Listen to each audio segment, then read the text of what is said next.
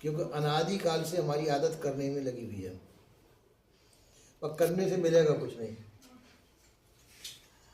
तो करना किसके द्वारा? तन से करना होगा, मन से करना होगा, वचन के द्वारा करना होगा। और तन मन वचन से किए हुए कर्मों का फल संसार होगा, और संसार हमारा स्वरूप नहीं है। संसार हमको कभी भी प्राप्त नहीं होगा। आप कह सकते हैं कि लड्डू पेड़े बर्फी तो हम खाते हैं, ये तो मिल रहे हैं, ये आपको नहीं मिल रहे हैं।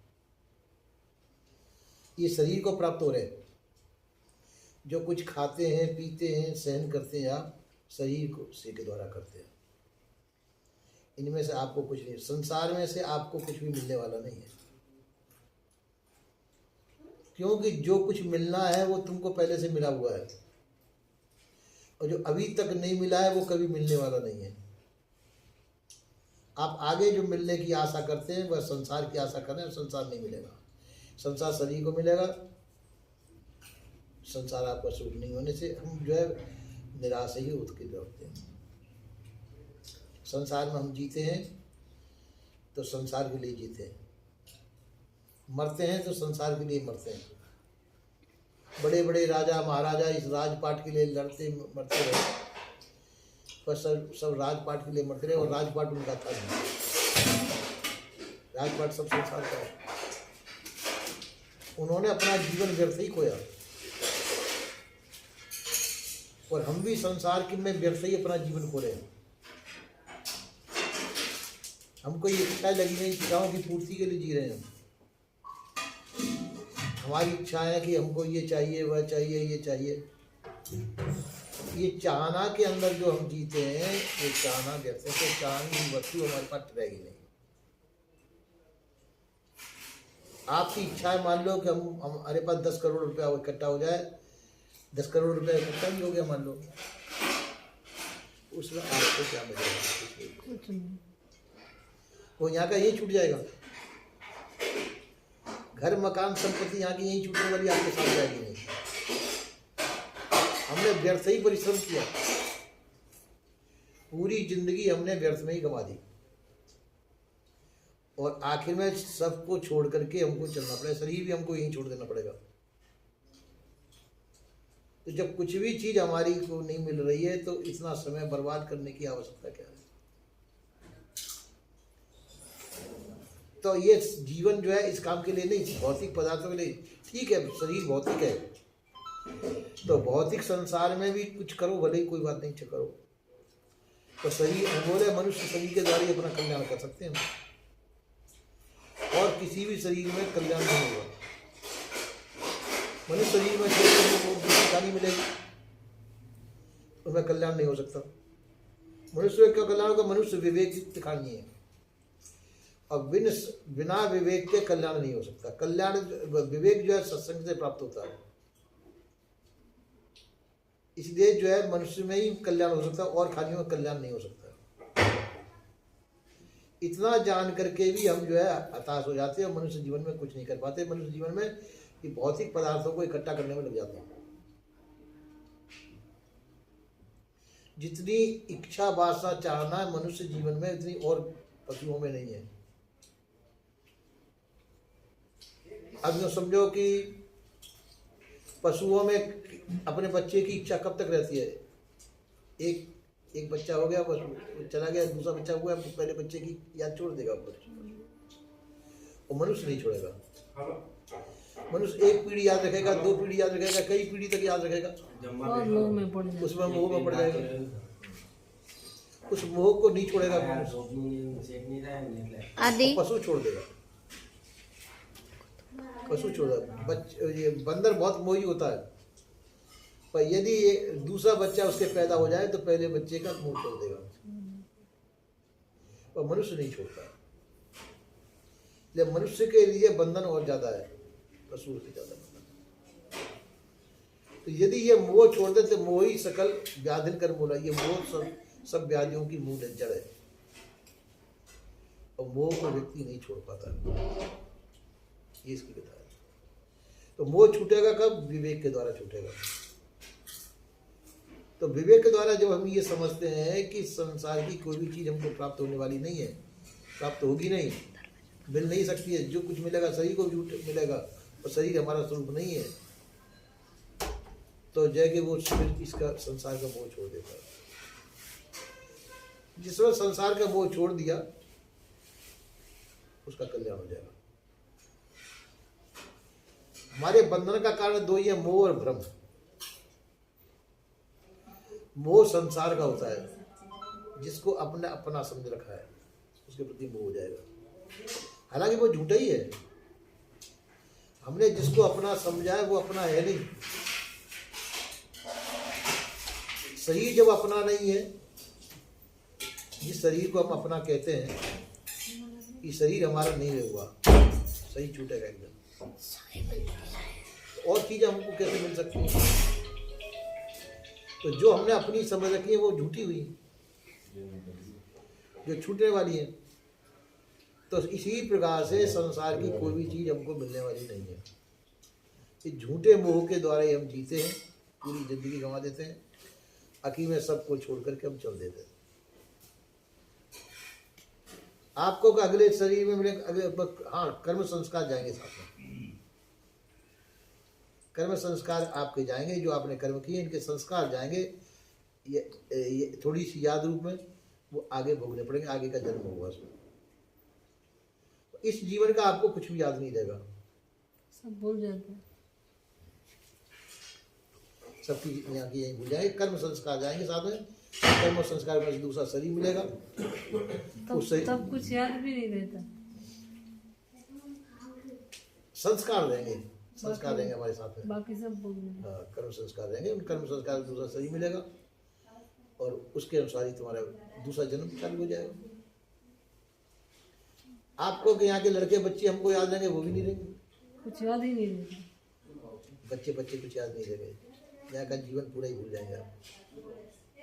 संस्कार रूप में जाएंगे जो कर्म आपने शुभ अशुभ किए हैं, ये कर्म संस्कार जाएंगे और उसके द्वारा तुम्हारा आगे का भोग चालू हो जाएगा।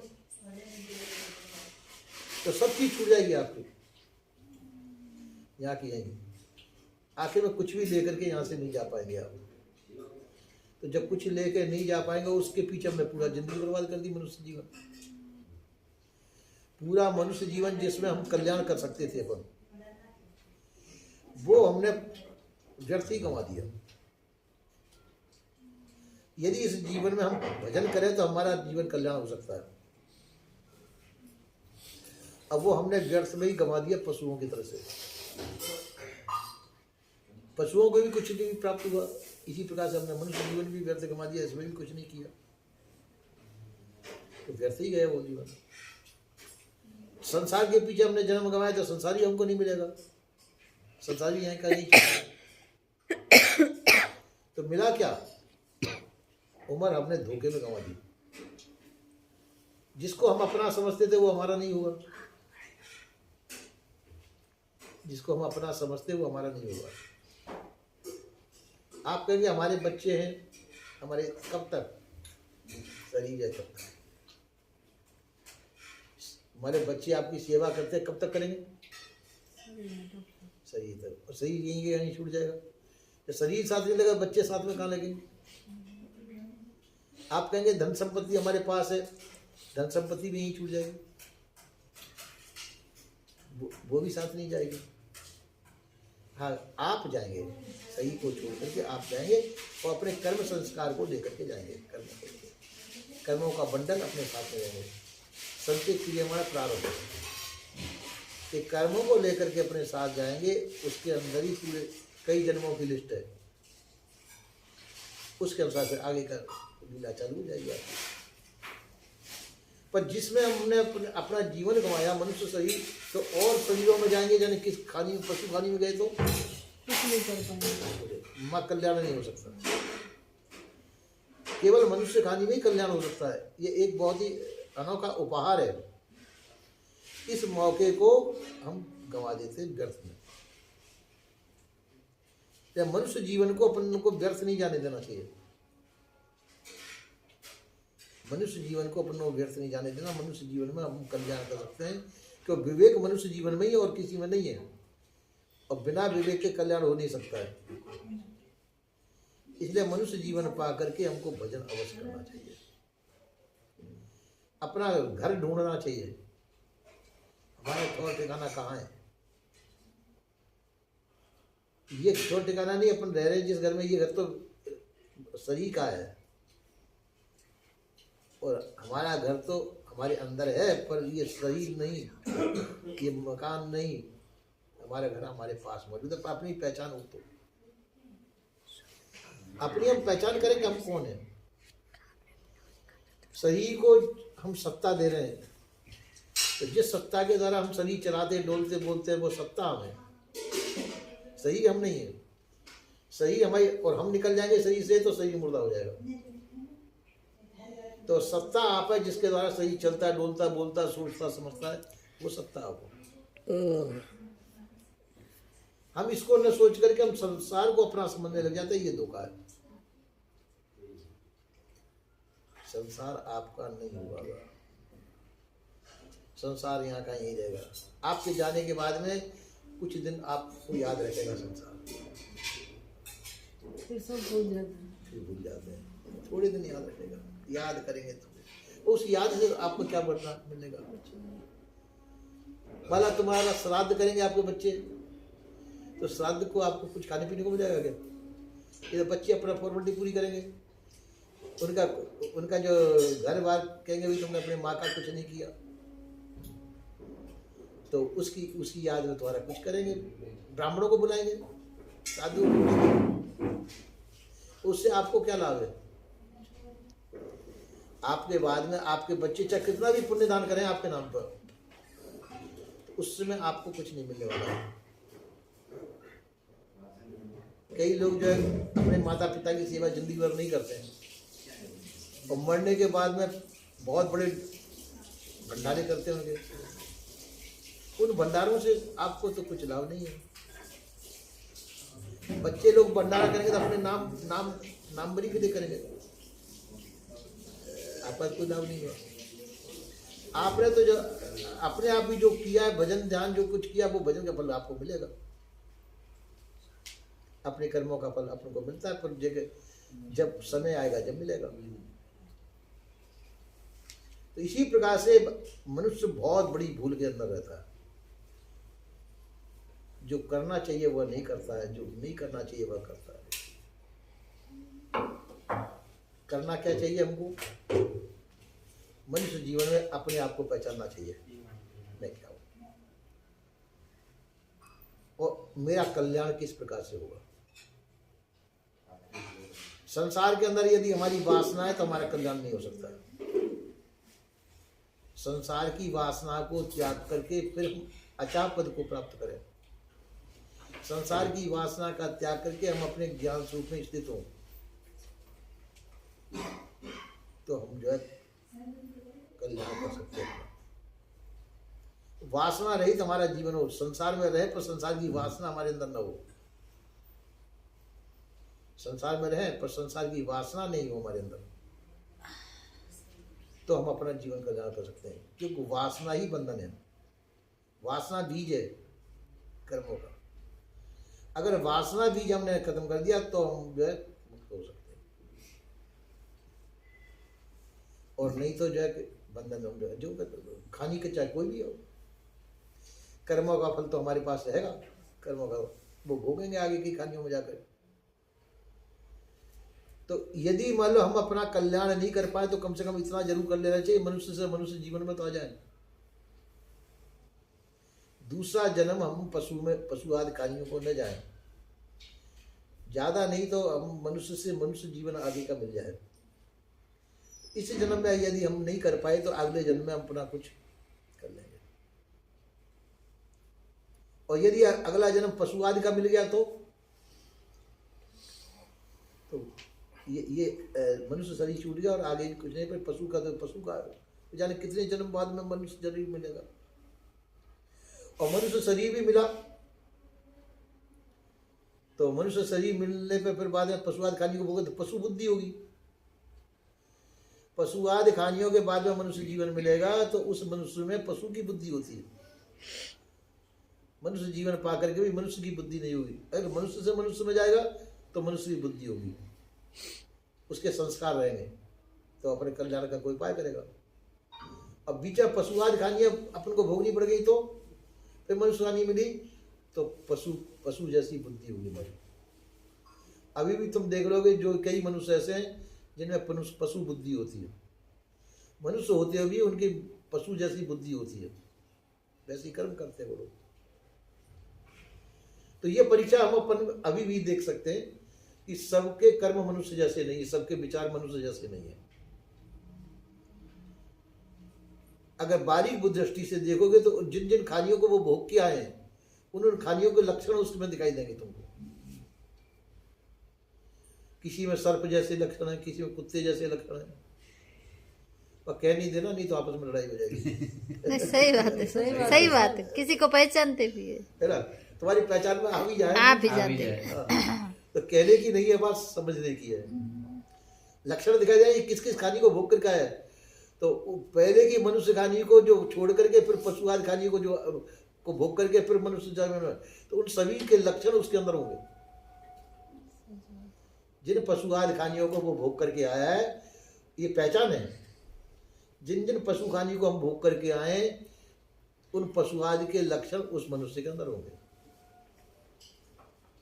उससे पहचान हो जाती है किसके खानी को भोगा है। अपनी भी पहचान सकते हैं हम, अपनी भी पहचान कर सकते हैं, हमारी रुचि किसमें है, इधर रुचि है हमारी, अभी ये खानी भोग करके हम आए मनुष्य में, पता चल जाता है। करना चाहे तो कर सकते हैं, क्योंकि वो लक्षण मौजूद है ना। और मनुष्य खानी से मनुष्य खानी में आएंगे तो मनुष्य के लक्षण होंगे, हमारे विवेक होगा हमारे अंदर, मनुष्य के लक्षण होंगे। और यदि पशु खानी भोग करें तो जिन जिन पशुओं में है तो उन पशुओं के लक्षण हमारे अंदर होंगे। अपनी नहीं भी हो तो दूसरे को तो पहचान सकते हैं।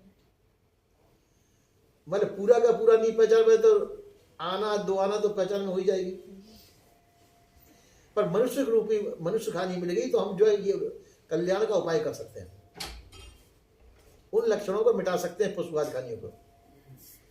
पशु के लक्षण जो हमारे अंदर है उन पशु के लक्षणों को मिटा करके हम मानवता को धारण करके फिर जीवन कल्याण के लिए प्रयत्नशील हो सकते हैं। ये उपाय हमारे हाथ में है।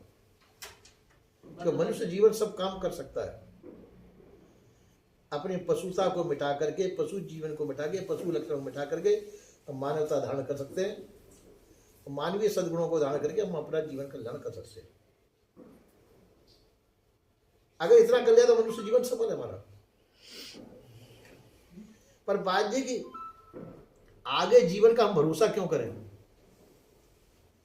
अभी हमारे पास मनुष्य जीवन मौजूद है, इसके सदुपयोग को नहीं कर लेते।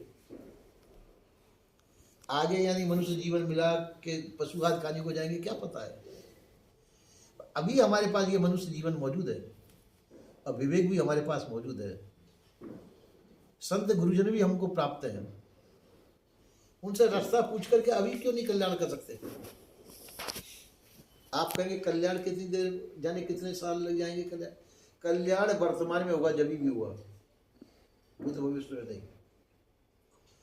और कल्याण के लिए कोई ज्यादा समय की आवश्यकता नहीं है। कल्याण तुम अपना तुरंत कर सकते हो। अपने अविवेक को मिटा दो, ज्ञान का प्रकाश में आ जाओ, कल्याण तुम्हारा।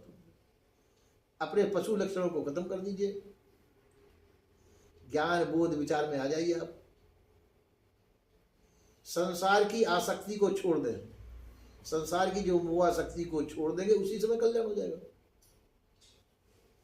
ज्यादा टाइम नहीं लगने का, पर संसार की मोहाशक्ति का त्याग कर दें, केवल इतनी बात है। संसार की मोहाशक्ति का त्याग करते ही तुम्हारे अंदर विवेक जागृत हो जाएगा, और जहां विवेक जागृत हो जाएगा तो पशु आदि के जितने लक्षण सब खत्म हो जाएंगे। आपका ज्ञान बोध विचार सब प्रकट हो जाएगा आपके अंदर, आप अपनी स्थिति में आ जाएंगे। बहुत सरल है। कर्म करना में परिश्रम है, और कर्म न करने में कोई परिश्रम नहीं है। मनुष्य से मनुष्य बनना सरल है, और मनुष्य से पशु बनना कठिन है। तो पशु आदि खाने के लक्षण हमको सीखने पड़ेंगे। और मनुष्य से मनुष्य आने के लिए कोई उन्हें विश्राम की प्राप्ति है। अब विश्राम स्थिति में आ जाए कल्याण हो जाएगा, पर हमको उस पर विश्वास नहीं होता है। तो आदिकाल से हम जिस घर में रहते हैं इसका मोह छूटना मुश्किल होता है। जिस परिवार में आप हैं उस परिवार में कई सदस्य हैं, आपके सगे संबंधी हैं, उनके प्रति आपका मोह है, वो छूट सकता है क्या? वो नहीं छूट सकता। आपने बहुत बढ़िया महल बनाया हो और महल में भी सोना चांदी मर दिया हो, हीरे जवाहरात मर दिए हो, जैसे शाहजहां ने ताजमहल बनाया, मरते दम तक उसका ताजमहल का मोह छूटा होगा क्या? नहीं छूटा। इसी प्रकार से अपन ने भी कोई बहुत कारोबार किया है और कारोबार किया है, उसका मोह छूटेगा क्या मरते से? ज्ञानवान बोधवान विचारक का तो छूट जाएगा, पर जो उसी में रचे पचे उनका मोह नहीं छूटेगा। जिनका बहुत बड़ा परिवार है, बच्चे सेवा करते हो, आज्ञाकारी हो, उनका मोह तो बिल्कुल नहीं छूटेगा। बच्चे आज्ञाकारी हो, सब कहने के अंदर हो और सब उसका कहना मानते हो, उसका मुंह छूटना मुश्किल है, नहीं छूटेगा। कल्याण होना मुश्किल है। उसका कल्याण हो जाएगा जो बच्चे कहना नहीं मानते हो, सब कोई कहने में ना हो उसके। मेरा तो नहीं मानता है। तेरा कल्याण हो जाएगा। कल्याण होगा वो नहीं होगा मुझे नहीं पता, लेकिन नहीं मानता है। जिसका कहना कोई ना मानता हो और मान लो उसका मोह टूट जाएगा कि कोई कहना नहीं मानता, क्या करे? और सब आज्ञा हजूरी में रहता है, कोई पैर दबाता हो, कोई हाथ दबाते हो और सब कह मम्मी के बिना पूछे कोई काम नहीं करते हो, तो उनका मोह रहेगा कि मेरे बिना बच्चे कैसे रहेंगे, मेरे बिना बहुएं कैसा काम करेंगे, मेरा घर को कैसे सुरक्षित रखेंगे। ये मोह उसको कल्याण नहीं मिलेगा। इसलिए क्योंकि उसका लगाव रहेगा घर में, चुपकाहट रहेगी, वो चुपकाहट शरीर छूट जाएगा पर वो मोह नहीं छूटेगा। उससे तुमको फिर जन्म लेकर के आना पड़ेगा, मन कल्याण में बाधा पड़ेगी। इसलिए विचारवान जो व्यक्ति है वो संसार में कल्याण नहीं करते, किसी मोह नहीं करते। जीवन तो जिएंगे, वो संसार में रहेंगे पर संसार का मोह नहीं करेंगे। वो किसी से मित्रता नहीं करेंगे, किसी से शत्रुता भी नहीं करेंगे। शत्रुता मित्रता दोनों ही बंधन का कारण है। शत्रुता भी बंधन का कारण है, मित्रता भी बंधन का कारण है। किसी से प्रेम करना भी बंधन का कारण है और किसी से शत्रुता करना भी बंधन का कारण है। दोनों ही वो उपराम रहेंगे। ज्ञानवान बोधवान विचारवान व्यक्ति सबसे उपराम रहते हैं। सबसे व्यवहार तो करेंगे, वो व्यवहार करेंगे, व्यवहार खूब अच्छा करेंगे, और प्रेम किसी से नहीं करेंगे। वो तो प्रेम करेंगे तो वहां फंस जाएंगे। वो यहाँ प्रेम करेंगे, मोह करेंगे, आसक्ति हो जाएगी, वहां आसक्ति बंधन का कारण बनेगी। लेकिन वो निराश वर्तमान में होते हैं। सबसे बर्ताव प्रेम पूर्वक करेंगे, सब कुछ करेंगे, व्यवहार अच्छा करेंगे, बहुत अच्छा करेंगे, बड़े, पर समझते ही ये मेरा नहीं है। जैसे तुम अभी अपने घर में बैठे हो, इस घर में तुम्हारा लगाव है जो तुमने बनवाया है, और यदि तुम दूसरे के घर में बैठी हो तो लगाव नहीं रहेगा, उसमें लगाव नहीं होगा। किसी ने अपना घर तुमको रहने के लिए दे दिया कि लो भाई कुछ दिन रह लो, उसमें ही मोह नहीं होगा, तो अपना नहीं है। जिसको हम अपना मानते वो बंधन का कारण बनता है, वो बंधन का कारण होता है, और वही हमारी बंधन हो जाता है, वो हमको छूटता नहीं है। तो ज्ञानी पुरुष जो है शरीर छोड़ने से पहले अपना मोह छोड़ देते हैं। सोच देते ये महामंत्र है, न कोई मेरा है न मैं किसी का हूं। ये महामंत्र याद रखते हैं, मेरा भी कोई नहीं है और मैं भी किसी का नहीं हूं। ये महामंत्र याद रहेगा तो हमारा बंधन नहीं हो पाएगा। और ये कहा कि शरीर छूटते समय याद आया कर मेरे बच्चे छूट रहे हैं, मेरी धन संपत्ति छूट रही है, ये भी गया, तो उस समय बड़ा मोह होता है, दुख होता है। मेरे बच्चे कैसे रहेंगे, मेरा घर परिवार कैसे रहेगा, इधर शरीर छूट रहा है। और ये चीज याद आएंगी तो वो बंधन होगा। उस समय किधर वासना जाती है हमारी, उधर ही हमारा जन्म होगा। तो इसलिए विचारमान का कर्तव्य होता है शरीर छोड़ने से पहले सभी प्रकार का मोह छोड़ देना चाहिए, क्योंकि वो तो छूट ही रहे हैं। जब शरीर छूट रहा है तो शरीर के साथ तो सभी तो छूट रहे हैं।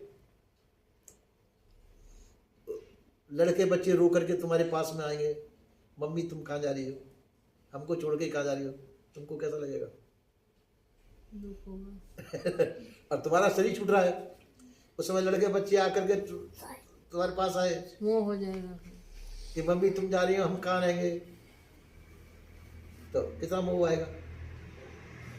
तो उस समय बंधन होगा कि नहीं?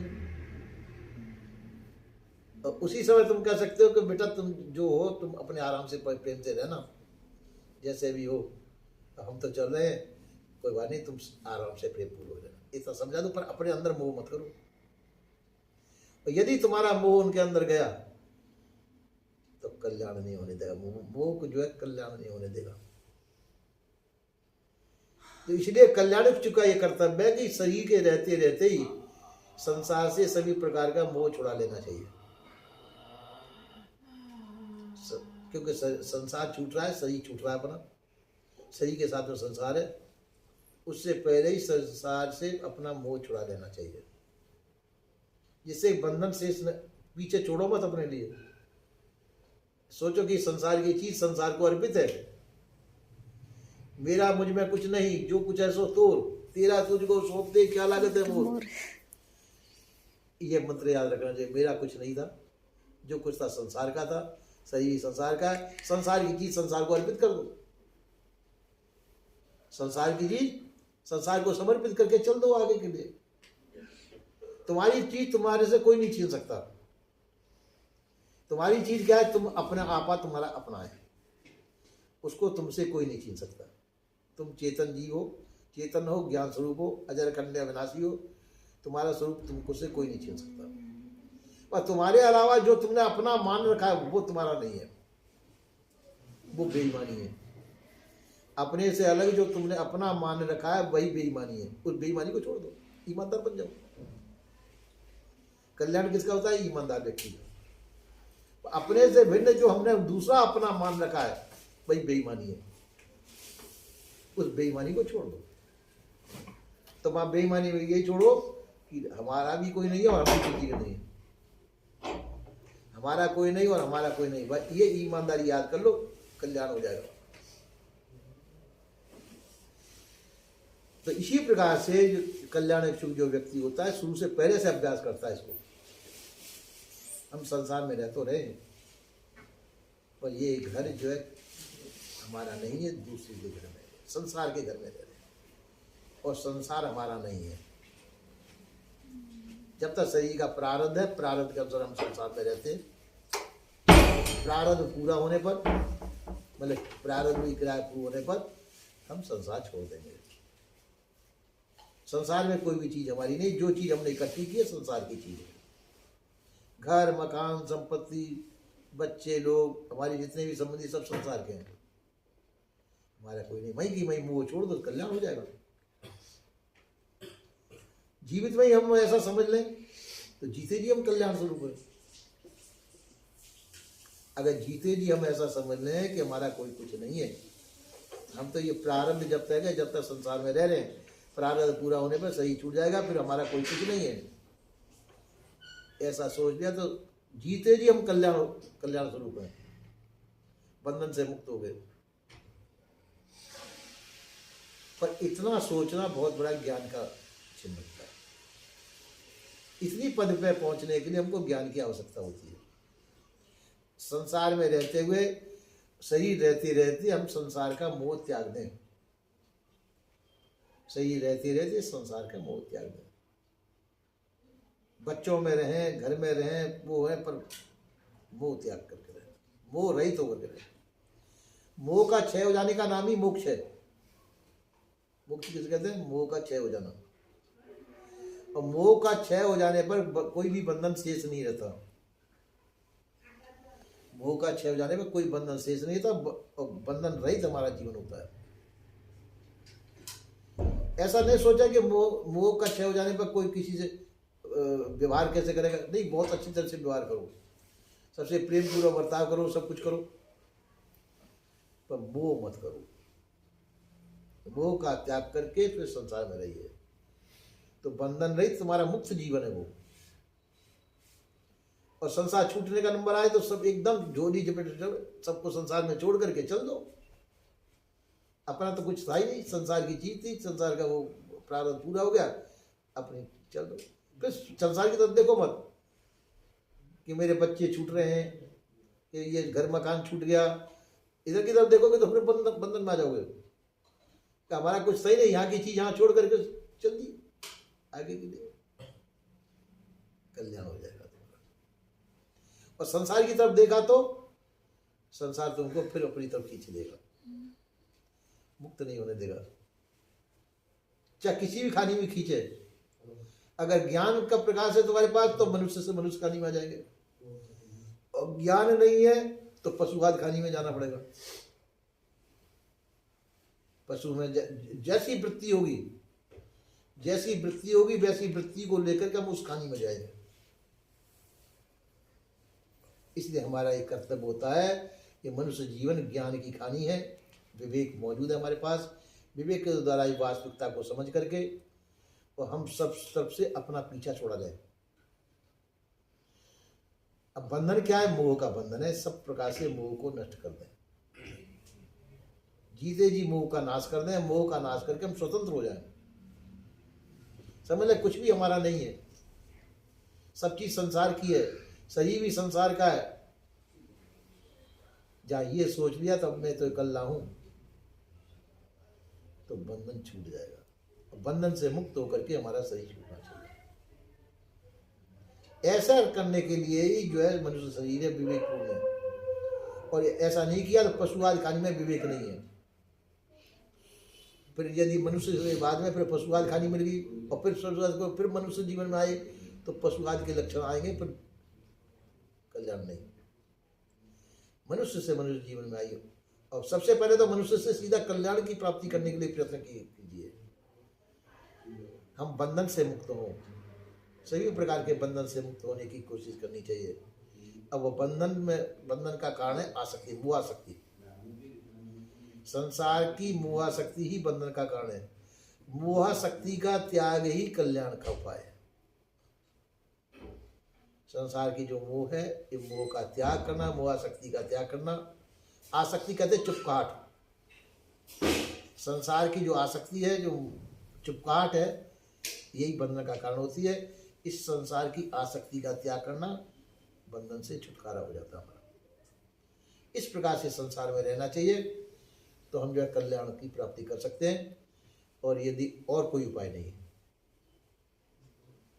आप कहेंगे तो भाई ऐसे हम संसार में कैसे रह सकते हैं, संसार में रहें और संसार का मोह का त्याग कैसे कर सकते हैं, ये सीखना पड़ेगा, और कल सत्संग के द्वारा ही प्राप्त होगा।